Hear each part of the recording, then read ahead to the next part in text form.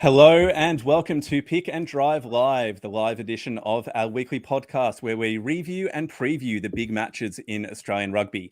I'm your host, Ando, and with me is co-host regular Mitch.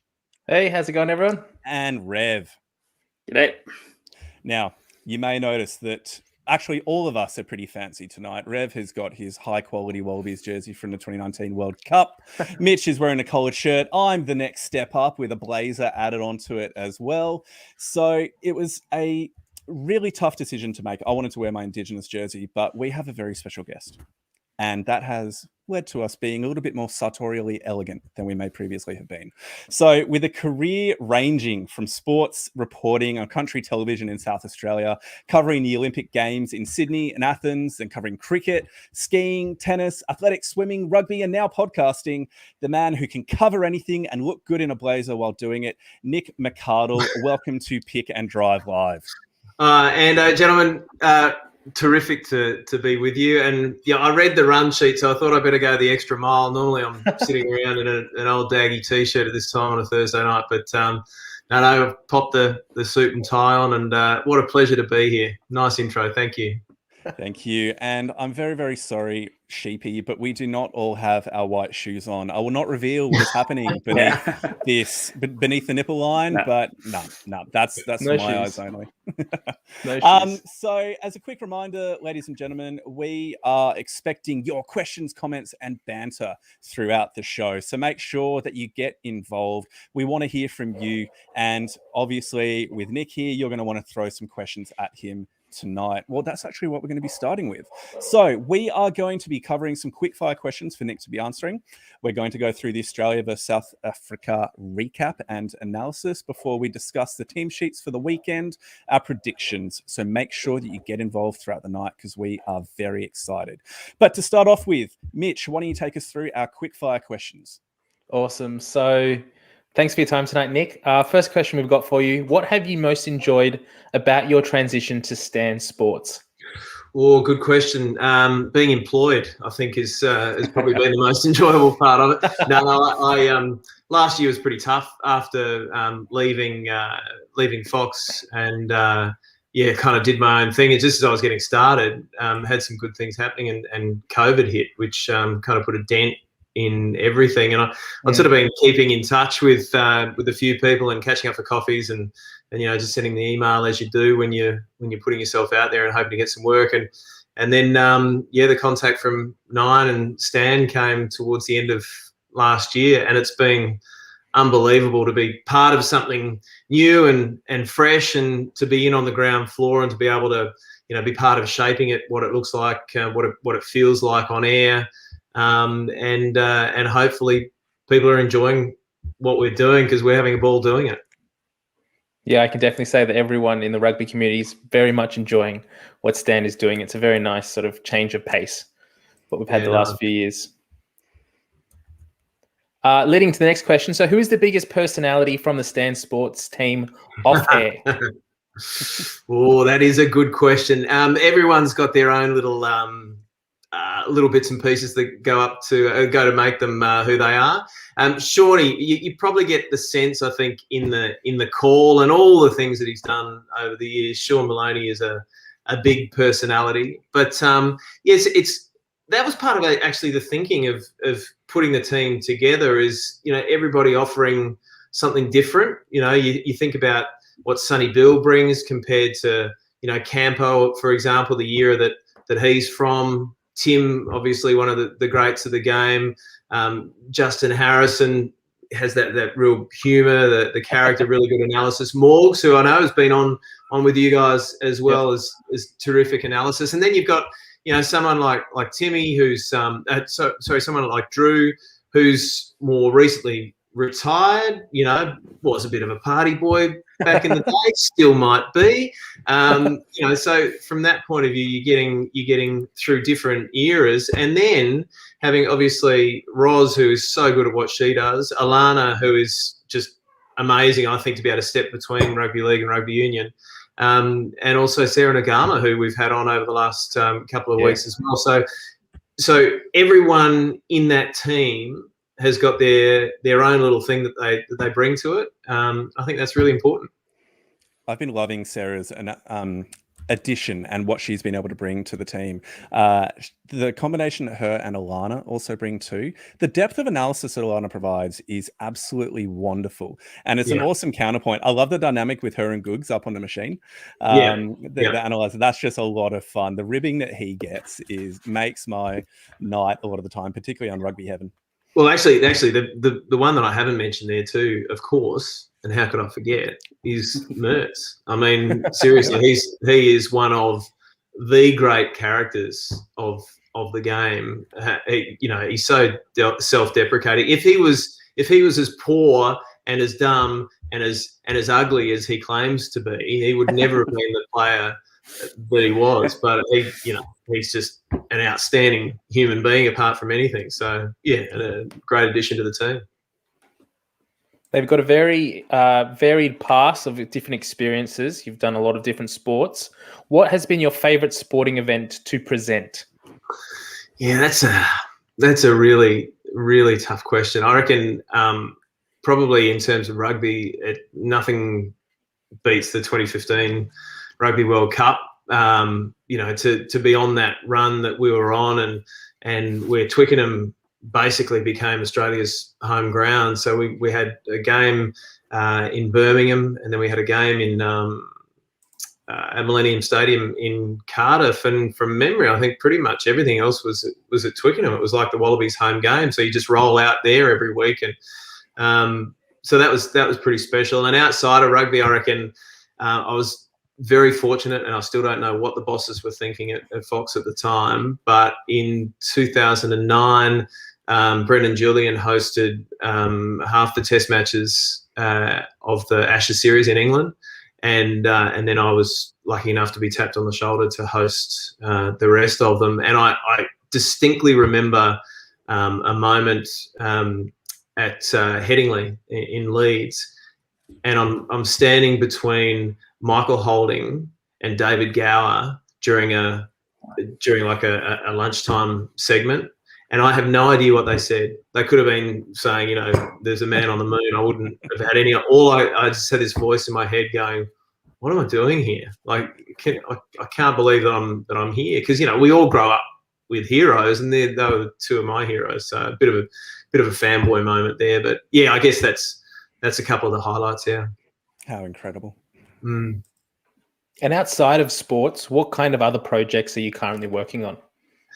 We're trying to keep busy, really. I mean, where we are in the rugby season at the moment is keeping us pretty busy. It's pretty intense with a couple of games every weekend, which is just, thank you, Queensland. Has been absolutely amazing, hasn't it, for the Rugby Championship to actually happen over those, the end of it happened over 4 weekends in Queensland with double headers has been ridiculous. So that's been pretty good. But also podcasting, the Playmakers Playbook, which was a podcast that I started when I was floating around not doing very much last year, about leadership, so talking to sports people and people from the business of sport. There we go. Oh, ugly photo. So I've cranked that back up for a second series. I've just launched the first episode of the second series with Kerry Chikarovsky, former Liberal leader and member of the board at the New South Wales Rugby Union. So I've got a couple of really interesting characters coming up over the next few weeks. And the other thing that I'm dabbling in, God knows how I got involved with this, is an online subscription business for beer, right? So not brewing it, just trying to shift other people's beer, which has been a lot of fun. So yeah, getting crafty. So if you're looking for a beer subscription, can I plug it? Gettingcrafty.com. Yeah, awesome. Sounds great. You can plug anything you want. Gettingcrafty.com. It's just a bit of fun, right? So I mean, you guys, I'm sure you got all little. Well, look at what you're doing here, all little projects, and if you can keep busy, that's the best thing, because I reckon what people are going through at the moment, the worst thing that you can do is not be busy. So yeah, that's what I've been trying to do. Well, we've had some pretty awesome questions or comments at least come in. Here was a piece of positive feedback from Sheepy regarding the work that Stan have done with the broadcast. You've all done a brilliant job. The product is much better than what we had before that. I 100% agree. I'm a massive Stan fanboy. So thank you, Nick, and thank you to the whole team for what you guys have done. Simon Nelson kind of echoes the sentiment. We love you, Nick. And Jason Sherman, was Nick born in a suit? And then follows it up with, and does he have to be careful to not cut all the glass in his house when he wears that one? So what say you to that, Nick? What say you? Very kind, very kind. Yeah, well, I don't think I'd seen a suit until I was about 21, so I'm making up for lost time. Yeah. Very good. Well, Rev, why don't you start our recap and the analysis segment of the recent games for the Rugby Championship? Yeah, absolutely. So we just wrapped up round 4 of the Rugby Championship, and what a way to start. I could barely watch the second game because I was still living off the hype of the 30-17 win that the Wallabies edged over South Africa. An even bigger win than the round before, which I think a lot of people were, kind of still in shock with. So this just really added fuel to the fire. There's a lot of buzz going around about this Australian team at the moment. But after that, for anyone that, did sort of need to calm down, we were able to bear witness to New Zealand just putting on another masterclass with the second string team beating Argentina 36-13. And what that's done is give a really pretty, disparate shape to the table, with New Zealand really clearly on top, Argentina pretty clearly on the bottom, and a bit of a race for second between South Africa and Australia. They do have one extra bonus point, so they do sit slightly above us, and their for and against is much better, having not played New Zealand yet. But with the fixtures coming up this week, there is a chance that, they do cop a little bit more of a spanking from that. So with the settings at the moment, New Zealand will take out the Rugby Championship if they get any bonus point. They just need to lose closely and it's all theirs. But they're looking pretty strong. As for Australia, 2 wins over Argentina would seal it. But, that's a thing that Rennie hasn't been able to accomplish just yet. So I think, a lot of Aussie fans are now talking that up as a pretty realistic opportunity and something that should happen. Whereas before the Rugby Championship started, we probably weren't that confident. So I guess I want to lean that to Nick first and foremost, which is, what would you have taken as a pass mark for this Wallabies team before this championship began? Yeah, to be totally honest, and I probably get a bit of stick for being all Pollyanna about stuff, a bit too positive, like I'm always the one going, oh, come on, believe. Yep. But I got to say, I didn't think that we'd win a game against New Zealand. And I thought, given what I'd seen against the Lions as well, I thought South Africa were going to be too good for us. And I was kind of hoping that we might sneak a win or two against Argentina. I've just been blown away over the last couple of weeks. And, I followed Quade Cooper's career for forever, certainly since I started in rugby back in 2010 and had a fair bit to do with the Reds around that time. He's made a hell of a difference. And for anybody feeling sorry for Noah Lolesio, I don't think we should. I reckon that, having Quade in the environment, and clearly they've developed a type of rapport. I think, this year and this series may well be the making of Noah Lolesio in the future, to have that wisdom, and if they have a friendship, then Quade is always there for him as well. So, but Quade's made a hell of a difference, and they're playing well. I think that's one of the things we sort of discussed as well today, Ando, just looking at the difference in caps between the first side that ran out against France and then the team now. We've added, over 200 caps worth of experience just with some of the inclusions. Quade coming in, Simon Karevi adds a point of difference. And then even players like Hodge and White that weren't available for the first ones, just getting that extra experience really does bolster that side. And Mitch, I will pass you because you've been a massive Quade fan from day dot. You were swinging from the trees from that well before any of us were. But what areas do you think that maybe the Wallabies could be improving in if we are to try and take the next step and, beat Argentina? Yeah, I think one of the areas that we struggled this week particularly was under the high ball. And it wasn't one player in particular. It just seemed like most people who went up for the high ball either turned it over or didn't secure it. So it's one area that we're definitely going to need to be working on this week. And it's not a personnel issue at the moment. It seems like all of our back 3 players at the moment are really struggling, reserves and starters. So if we can fix that up, I think that'll be a good base for us to move from.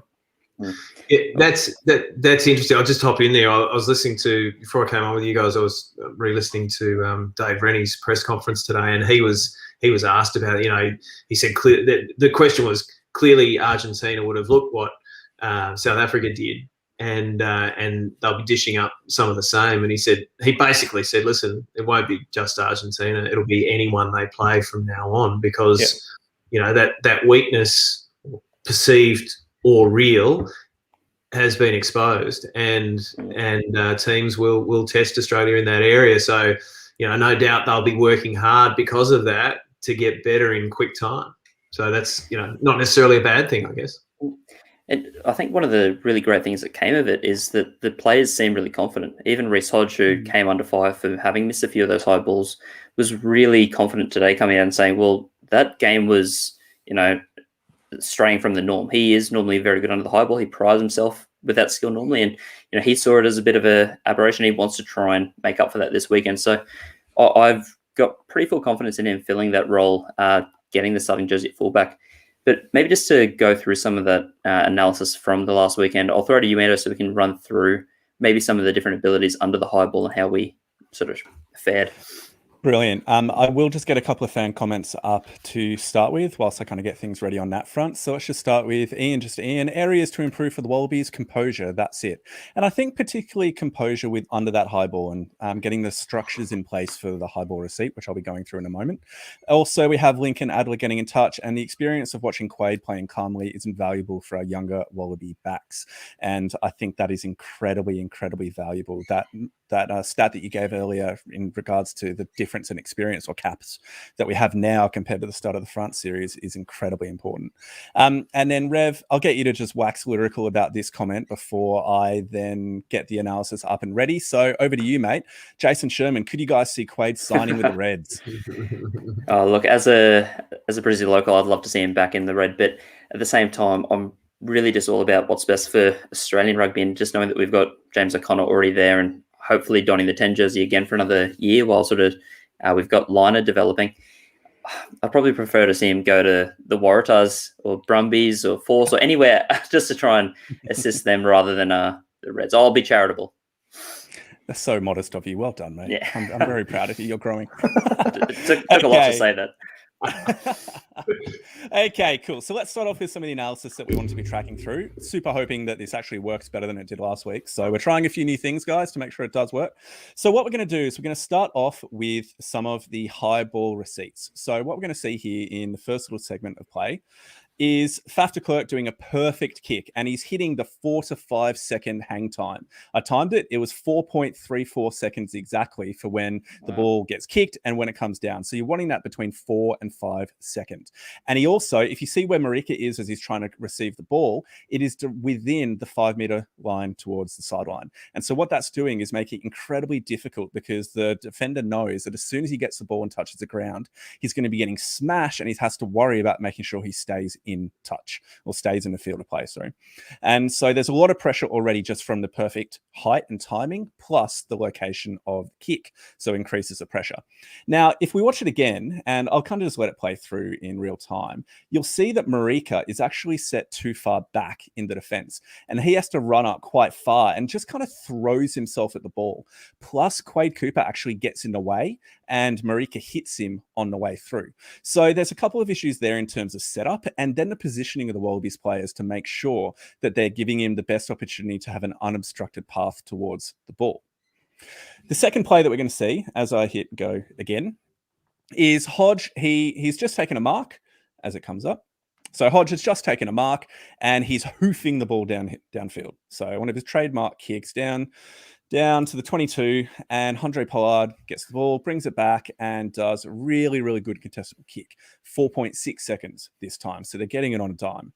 And the interesting thing is, I'll just kind of pause it right as he receives the ball here, is if you look at it there, we've got a pretty decent shield, which has come up. He's there in time. He's got a good shield, but he just drops it cold. This isn't a structure issue. This is just a lack of skill execution.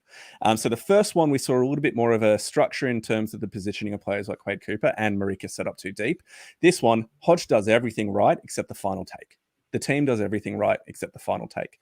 Now, this one is a bit of a combination of all three things. This is a player error plus a structural error. Okay, so this is another Marika fumble from the high ball that's about to come up here. So let's just wait for this to go. We receive the ball. Hodge clears it up to the 22, and then it will go forward. So Hodge is cleared it up now, and now we're going to go on to the next clip. So we have Marika here, who is going to be receiving the ball, and it's a normal Faf de Klerk kick. It's 4.2 seconds of hang time, and you'll see that the screens are getting into place here, or the blockers are getting into place. Marika has eyes on the ball. That's Samu, first of all. But yep. Is that Samu? Oh, yeah. Sorry. I apologize. Yeah. Marika's going back in defense there. I apologize. Yep. So Samu gets back in, and what we'll see there is he actually completely misses the ball. And the blockers, because the ball is landed basically on a halfway line, and watch where the blockers are. The blockers are about 2 or 3 meters inside our half. And so what that means is that Samu has to get in front of our own blocking line to try and get the ball. So that's poor setup from the blockers and just a really, really bad read here from Samu Karevi. And so we have those errors that point to a combination of skill execution and basic errors in the structure of the setup of the forwards and the backs who are providing that blocking line, which technically they're not meant to, but every team does it within World Rugby. So why don't I pause there? Questions, comments, thoughts, team? I've got one to jump in quickly. I think we also need to be aware of how South Africa are setting this up as well. So they're always putting those box kicks into space with lots of Wallabies present. If we see when they kick it long and there's no one on, that our back three are pretty sufficient at catching the ball without that pressure on. But what they've identified is once we have players around the ball, it sort of turns into a free-for-all and no one really knows where the ball comes, and that's where we lose decisions. So Faf de Klerk, Andre Pollard, these players have been very good in this last game at putting those kicks into space where there's Wallabies players, where there's loose forwards sort of like slowly getting back on side, or they're not necessarily waiting for the ball to arrive. They're kind of just in the way. And that causes our back players coming in to contest the ball to make those mistakes as well. Yep. We've got a couple of comments here. One from Jeff Fisher. We could learn from the box kicks. Yes, we definitely could.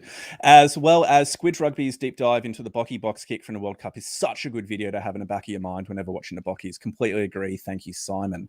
Anything Squidge Rugby touches is absolute gold. Nick, have you guys at Stan, are you kind of aware of what the quality content that Squidge puts out there? Yeah, absolutely. I mean, there's a lot of really good stuff and good analysts around the world. Ian Toolan is one of the guys who used to be at the Rebels. I mean, it's just, there's so much good stuff out there now in both hemispheres. There's a feast of stuff. So no, very, very much so. Yeah, that's brilliant. I really like Geraint Davies' analysis because his Welsh accent just reminds me of the motherland. That's absolutely brilliant. But anyway, let's continue on with a quick reference here. Ian just in, it's very easy game plan to prepare for. I feel what we were given a free pass somewhat. The Argentinians scare me. And Hugh Tyndall, it reminds me of cricket training in under 13s where no one calls mine and either nobody goes for it or multiple people do and bump into each other. Look. And you know what? That actually gives me a little bit of comfort because one of the things that Dave Rennie said after the match is simple. It's almost like a manifesto for him. It's we need to be better. We need to be better. And I really like that humility and that honesty. And it's just a simple catch cry of we need to be better. Players are going to need to start a little bit shallower. The blockers need to get set earlier, not over on the kick. Hodge won't be as bad again as was mentioned earlier. I'm actually not as kind of downcast about our high ball work, even though it is something that we need to improve. Yeah, okay.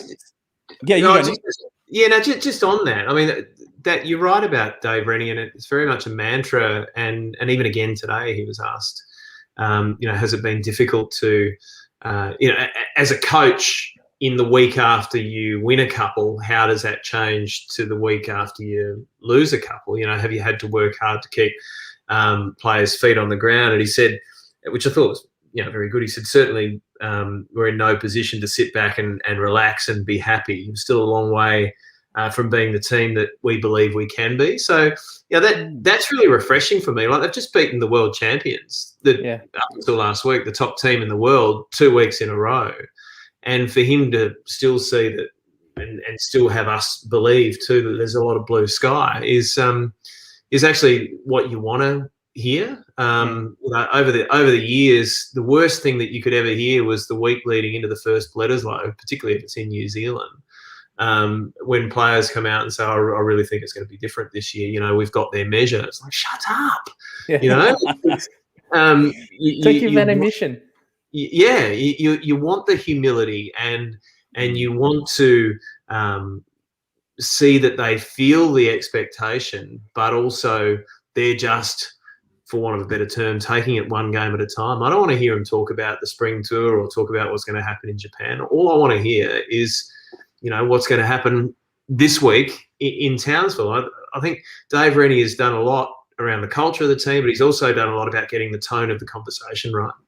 Yeah, exactly. I think that's why he was so frustrated when Andrew Kellaway's comments were taken out of context, because he never said that the All Blacks had lost their aura. He said that after I had played them for the first time, a little bit of the aura had gone because I knew what I was going up against. And that's a very different statement there. But some of the journos had a bit of fun with that, and he was not too pleased. Why don't we continue now with some of the other commentary and analysis that we were going to be doing. So here we're going to be focusing on some of the work off the ball that the Wallabies did do really positively. So I'll let this first little section run through.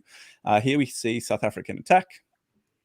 Comes out wide. Pollard then, seeing the space, throws a wide ball to Mapimpi. Kellaway comes out, shuts it down. The backs slow it down a little bit. And then eventually South Africa clear it from there. Now, it seems fairly innocuous, but I do want to point out a couple of elements to this section here. So, like I said, we see first off here, Khaleesi passes it out, comes out to Handré Pollard, and if he had actually, I know I've paused it a little bit late, but if he'd actually gone through the hands, and I'm pretty sure that's Willie LaRue there. Yep. If he had actually tried to straighten up a little bit and force Ikitau and maybe even Kellaway to jam in on him, he might have been able to get a ball out to Mapimpi and then leave Hodge with a one-on-one situation there. Okay, so there was just a bit of a breakdown in decision-making, or a poor decision made by Handré Pollard to throw that pass in the first place. The good thing is to see Nick White getting across. There's a lot of cover there to stop that potential break. The team are working hard in the background. But then there's this really dangerous moment that South Africa don't capitalize on, and it comes right here. So if you just pause, Samu Kerevi, Nick White, Len Ikitau, Reece Hodge, and Andrew Kellaway, 1, 2, 3, 4, 5 backs are within 4 meters of the sideline? And who's in the backfield? Literally nobody. Like Quaid kind of recognizes that there is a danger there, and he started to move across, but then sees that South Africa has an overlap. So he has to go back on into the line, and Marika is stuck out at the end of the line. So if Handré Pollard right here, the ball actually comes out and goes to one of the box forwards who just trundles it up. If Faf or Handré Pollard actually communicate to each other and do a little chip kick over the top with the other back just going forward into it, that's a very easy chip through, regather, and try right there. And I'm just worried that we need to be smarter and we need to be more aware, particularly these 5 backs all right next to each other. Hodge needs to reload faster, or White needs to have his head up, see that, and be either covering himself or yelling at somebody else to get back there. I'll quickly just jump on, so we're not spending too much longer on last week's game. So Hodge does recognize it, but it's a little bit late, and South Africa was so slow. So here we have the receipt off a kickoff. Matt Phillip goes up high, gets the ball down, ruck forms. Tupou comes in and eats somebody. As he does. Yeah, as he does. And then White is shaping for the box kick. So right here, you have Rodder, who's sitting a little bit too deep. He's providing a running option to truck it up maybe one more hit to give White a bit of a better angle. As he sees White setting for the kick, though, he moves in forward and he provides that pillar or that post position just to block the guy coming through. Now, that's super simple. Like, it's really not hard. But in the All Blacks games, we saw so many times, particularly Tate McDermott, either not communicating with the forwards or just deviating from the game plan that they had and kicking without that defense in place and really leaving himself open to the charge down. And it's one of the errors. It's one of the things that Nick White does, in my mind, a lot better.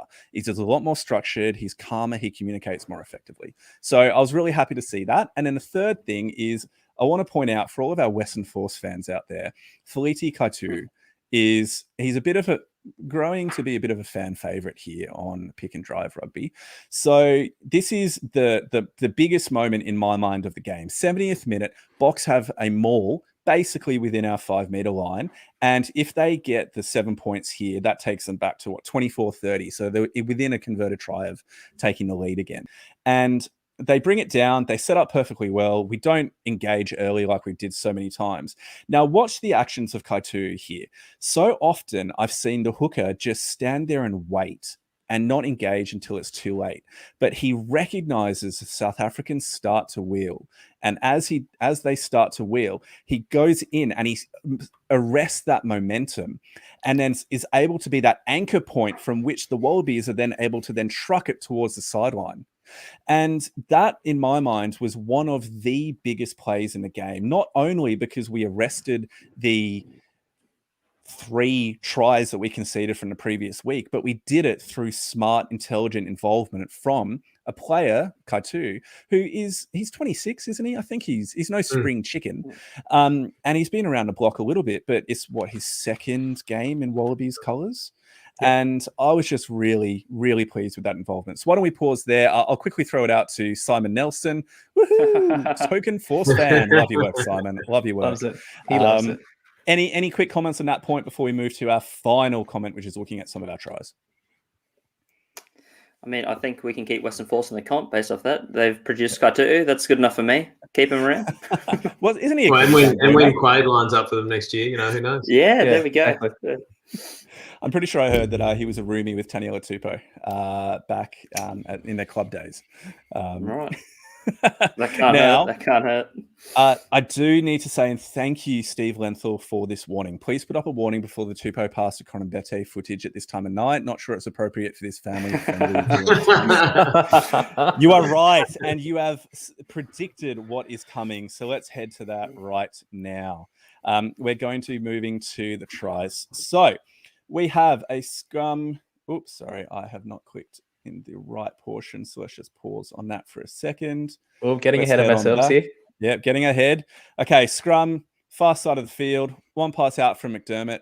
Karevi does his role here, and he's able to stand up in a tackle and buy a couple of minutes for the loose forwards to get around him. McDermott does a nice little half break through to put the Bockies on their back feet.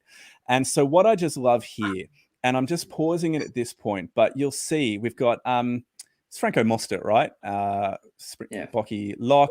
Then you got Kitsoff and you got Dialende just outside of him. And then Vermeulen is about to reload here just on the inside of Mostert. And what we'll notice here is that Tate is the one that's gone in for the run. Quade is gone to help with the clear out with Samu. And so we've got number 7 here, Mick Hooper, who's standing over the base of the ruck. And look at where Karevi right here is looking. He's identified that space, and he's the one that gives the call to Hooper. So Karevi yells for it. Hooper identifies it.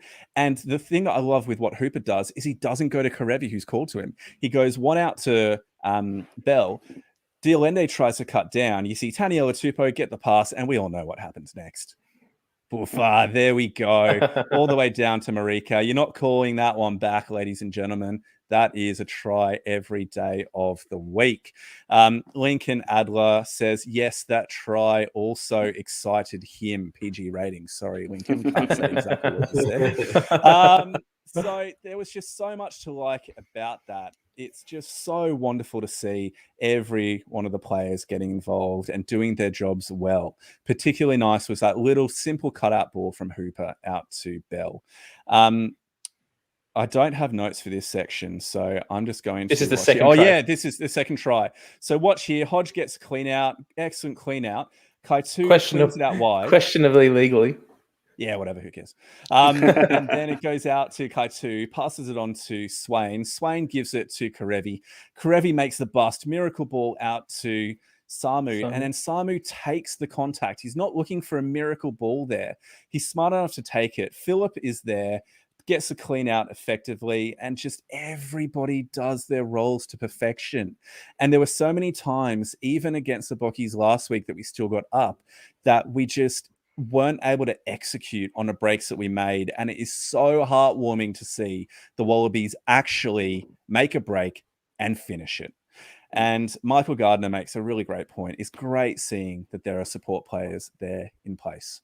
So I think that is incredibly exciting, and there's so much to be looking forward to moving forward. Any quick comments? One thing that Michael Gardner has said is that it's great to see there are support players. It's one thing that we have missed in some of our breaks previously. Now, that's enough of me motoring on. Nick, was there anything you wanted to add before we moved on to our team sheet discussion for this weekend?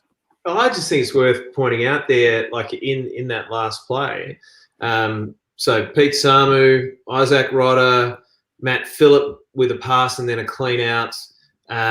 Darcy Swain was involved in the earlier Marika try. Obviously, the Tupou passer. Did Angus Bell handle in that movement as well? I can't remember. Yep. So, and we talked briefly about this in the post game of the weekend with Sonny Bill, sort of saying, for so long we've been talking about the awesome skills and the soft hands and the nice little interplay that the All Blacks type 5 can turn on when needs be. I just think there's some nice signs. I know they've been working really hard at it. There's some nice signs now in terms of skills coming through now with our big guys. So it's very exciting, and clearly that's the way they're trying to play. I mean, I think it's pretty obvious to anyone who's watched, the last month or so of rugby, how they're trying to play. Wasn't necessarily happening early on, but we're just starting to see things maybe from that point of view come together as well. There's a nice balance about their game as well. Yep, completely agreed. Rev, why don't you take us through now the lineup, and I'll get the Wallabies up on screen for you. Absolutely. So with the Wallabies, first and foremost, it's nice to see that Dave Rennie is continuing his string of not making too many changes, really only where he sees absolutely necessary.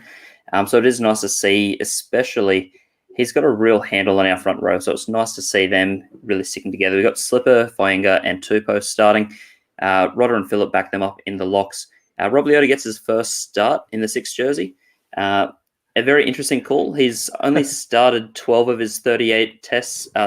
His Super Rugby games so far. Yes. And out of those 38 games, only twice has he actually started at blindside flanker. So very interesting to see him in there. Michael Hooper, obviously captain courageous, is in at 7 with Rob Valentini at 8. The backline remains the same. We've got White, Cooper, Corambetti, Karevi, Ikitau, Kellaway, with one very important change at the back. Reece Hodge coming in, beating out the returning James O'Connor, who earns a place on the bench, and Geordie Pataya, who they've resisted the urge to shift into a fullback. The other nice thing to see on the bench, because we do keep a lot of the same names there, we've mentioned James O'Connor coming back in, but I think the nice thing is seeing a bit more reward for Kaitu'u, who gets another crack. Angus Bell, who's in his double digits now for test caps, which is awesome.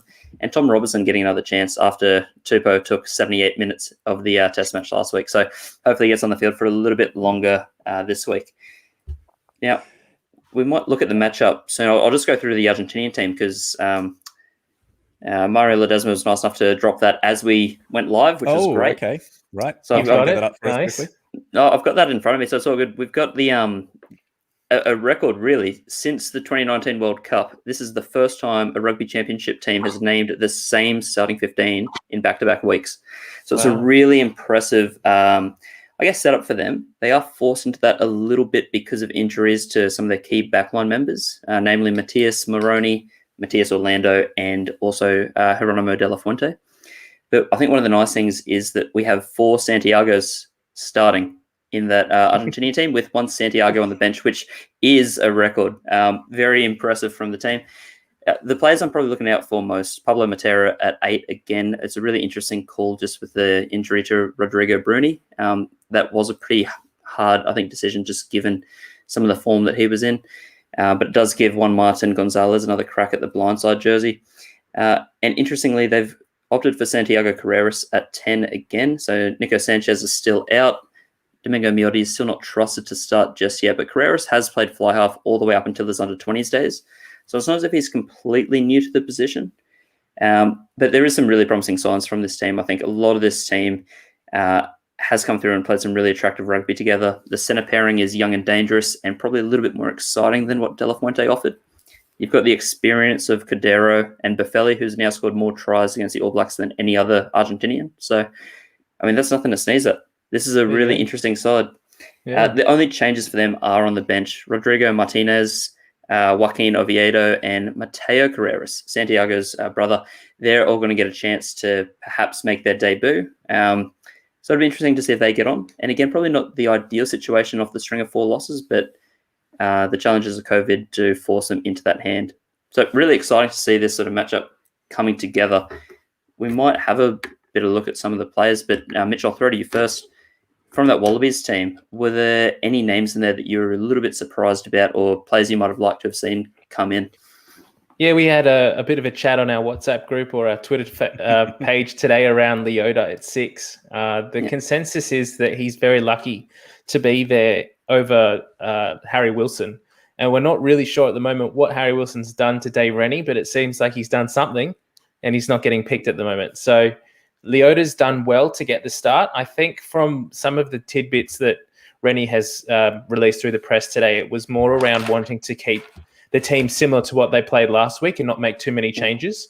So he's really sort of playing that cohesion card at the moment and trying to stick with the players that he had last week and start to build those cohesion and build that momentum. So not too surprised there really that he's gone with Leota at 6 if that's kind of the situation he wants to move forward in. I'm liking the look of Kaitu'u on the bench. He's been impressive every time he's come on so far. So hopefully we get to see a little bit more from him.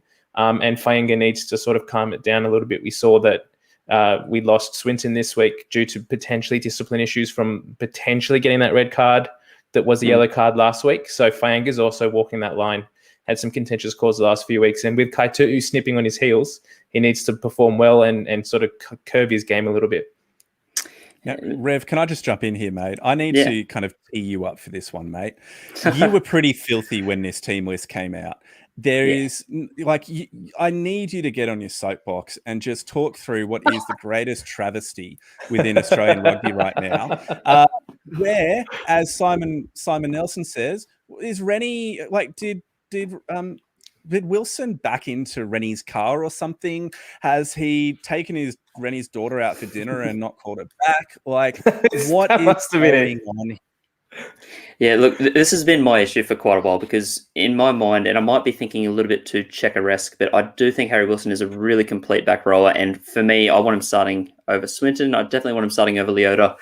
That isn't just the res bias talking. I just think his profile and what he adds to the game is really spectacular. The good thing, I guess, in his case is that he has built up 10 caps already. He is only 21. So there is plenty of time to keep developing. And what does seem to be the case is that Rennie does want a line-out option at 6. And while I do believe Wilson can do the job there, I think that's what Leota's bringing to the table just because he did start, I think, 8 of his 12 games this year at lock. So he does have that capability, did take a few line-out balls. I vented my anger into stat diving. I went through his season. You're such a maths nerd. I love it. Yeah, I know. Instead of yelling, I went to the books. So 61 from 78 tackles. It wasn't really that impressive in defense. 87 runs across the 12 games. averaging a bit over 7. Not crazy, but I will say he does have a very good error rate. I think he only gave away 8 errors, whether it be some sort of handling error or knock on and things like that throughout the entirety of Super Rugby, AU and Trans-Tasman. Only 4 penalties, really low for a flanker or lock. So I do get that that's a really vast difference to Lockie Swinton. So if he is providing the line-out option without the same, risk or likelihood of a yellow or red card, that is something to get excited about, I guess. But yeah, for me, I really can't shake the feeling that we're leaving Harry Wilson, and we haven't even mentioned Sean McMahon, 2 really top-notch X-factor back rowers, and probably the kind of back rowers I'd like to be seeing against this Argentinian team that is pretty quick and is really, able to spread the ball. So I do want to see those sorts of players. Begrudgingly, I'll say that Leota probably won't disappoint. He seems like a very safe player. He seems like he's going to work really hard, which is awesome. But, I mean, wouldn't we all like to see Harry Wilson out there? Yep. I think we would. I might just go through a couple of fan comments which are relevant to this. Wilson isn't great around the ruck, plays quite wide a lot of the time. Clearly, Rennie wants back rowers in tight. Thanks for your thoughts there, Hugh Tyndall. Steve Lenthal, well, Wilson might have to start tucking in his jersey. Seems to work for others. Yep. Which leads us very well to this comment here from Lincoln Adler. Pete Samu is a bit hard done by not getting a start, has been awesome off the bench. And Nick, is it right that Dave Rennie spoke to Samu's effectiveness off the bench today? Yeah, he did. He talked about the cover that he provides at basically 6, 7 or 8. They love that versatility across the back row. And I think that that's probably why he is on the bench, because he can do that. Sean McMahon, Harry Wilson, I don't know what the answer is there. Is he perhaps not, is it a fitness thing? I don't know. Has he got the big body that, he's got a big body, but is he as hard as Lachie Swinton or Rob Leota is at the moment? I don't know. Yeah. I don't know whether there's something about that. But Sean McMahon was the one that I was really surprised about, because you don't bring a guy home and stick him in 2 weeks of quarantine and then not have him play. I mean, he might well play when he goes to Japan. He might play next week. But I would have thought this was going to be his test match. So that was a surprise from that point of view. And I think in terms of what we were doing for our coverage, we were probably half thinking that McMahon was going to play. So there was a few sort of phone calls today going, Sean McMahon's not there, what do we got on Rob Leota? Someone get to Melbourne. Yeah, so it was a little bit surprising. But I agree. I actually really like Rob Leota. I think he's a smart footballer, and he's hard-working.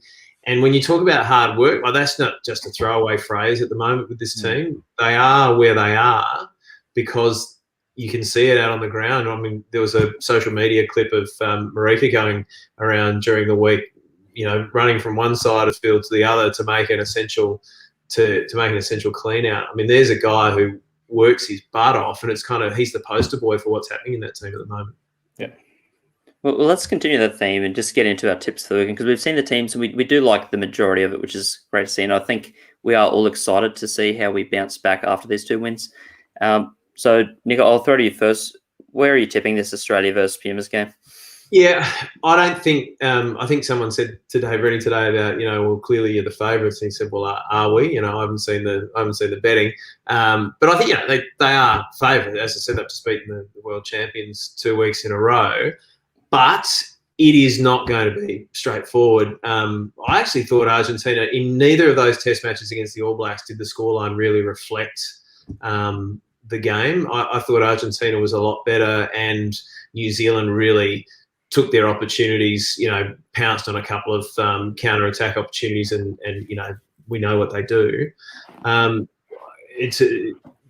Argentina a really hard team to break down, and I think it's going to be late in the game until Australia gets that sort of ascendancy. So I'll say, I don't know, Australia by 7.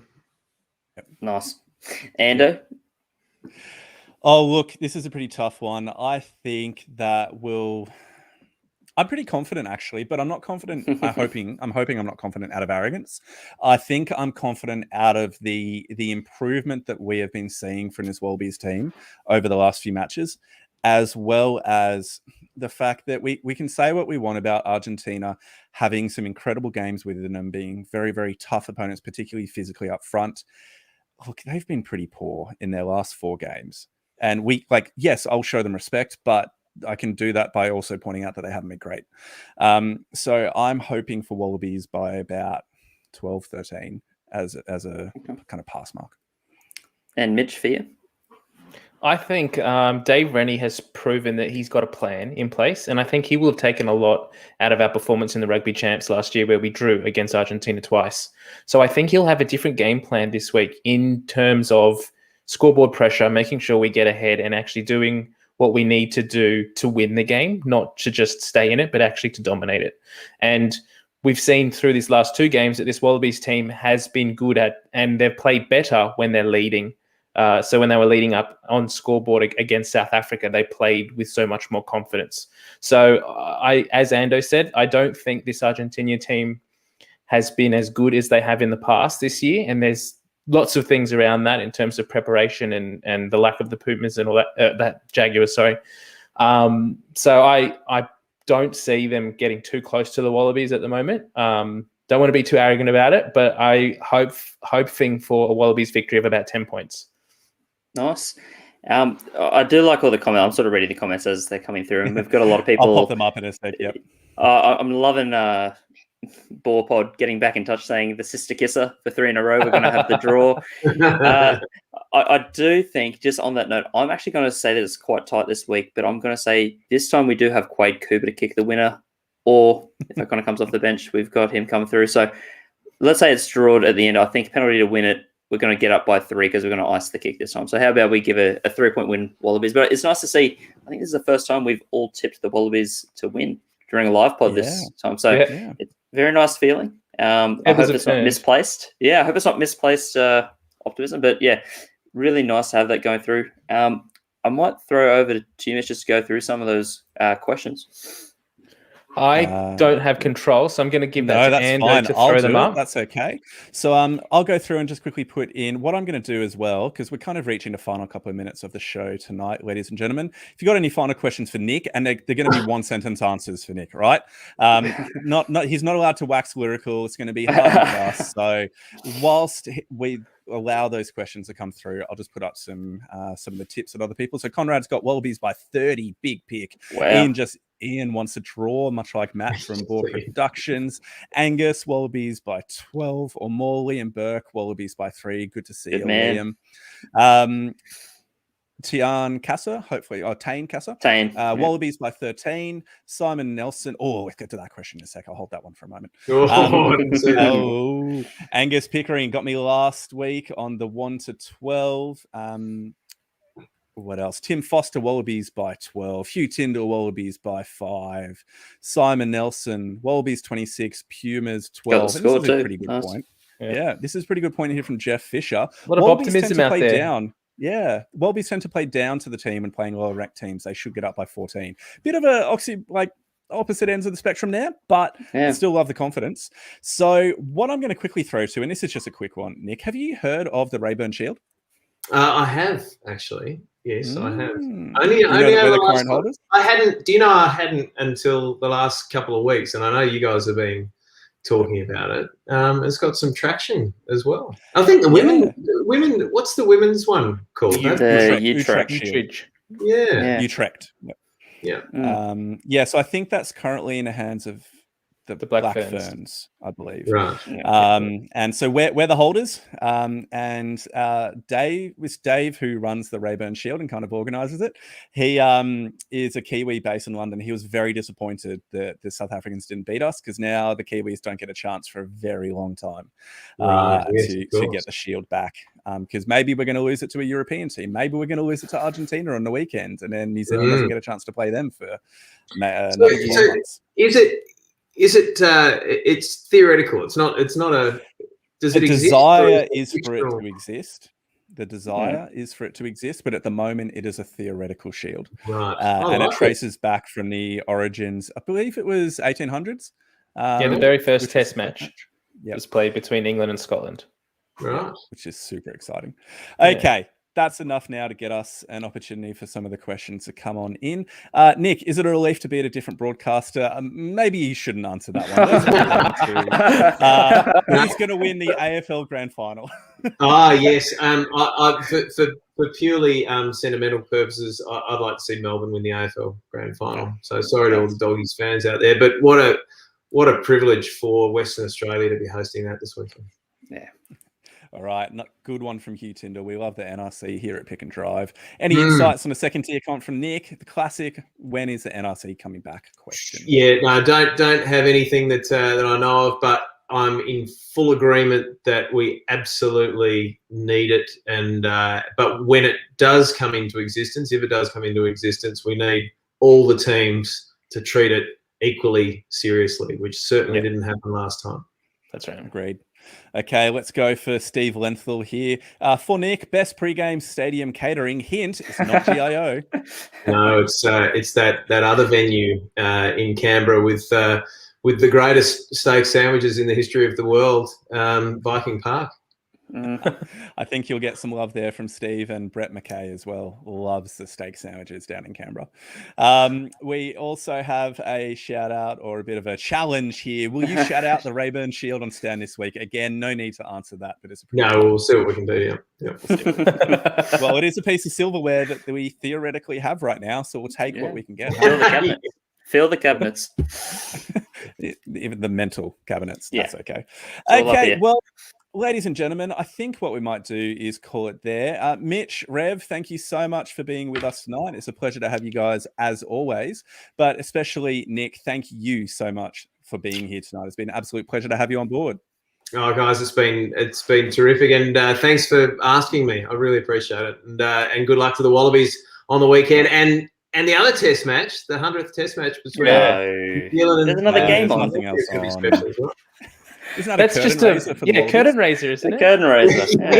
The real game kicks off at 8:00. Yes, and sorry to all the fans that may have been wanting some commentary on that. We just had way too much to get through with the Wallabies, and we're an Australian rugby podcast, so that's what you get. So, ladies and gentlemen, thank you so much. Have a wonderful evening, and we'll be back in your ears Monday morning, 6 a.m. with our weekly pod. Catch you guys then.